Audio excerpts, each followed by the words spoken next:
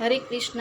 અહીંયા એક કંથેરિયા હનુમાન મંદિર છે જે સુરતમાં આવેલું છે। આ મંદિરમાં જો પ્રવેશ કરતા તે મોટી ભોળાનાથની મૂર્તિ બનાવી છે રુદ્રાક્ષના પારાથી। જે એક સિક્કો નાખીએ એટલે પાણીનો અભિષેક થાય ઉપરથી। કેટલી સરસ બનાવેલી છે।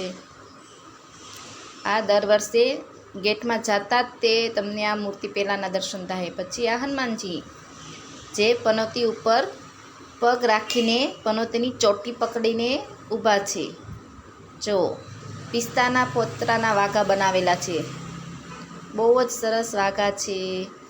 હનુમાનજીને પહેરાવેલા છે, બહુ જ માન છે હનુમાનજીનું।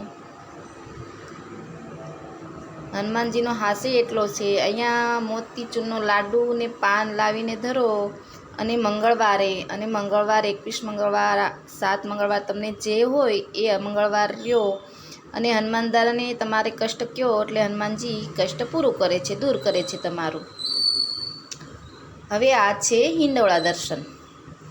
મંદિરમાં જ છે લડ્ડુ ગોપાલનો હિંડોળો, કાચથી બનાવેલો છે। આજે કાચનો હિંડોળો છે। જુઓ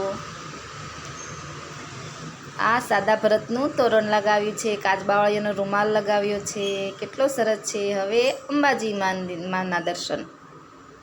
આ છે અંબાજી માની મૂર્તિ, જો કેટલી સરસ છે।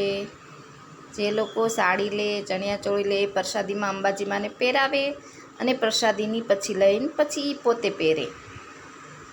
હવે આપણે ભોળાનાથના દર્શન કરશું। શ્રાવણ મહિનો છે એટલે ભક્તોની ભીડ તો હોય જ।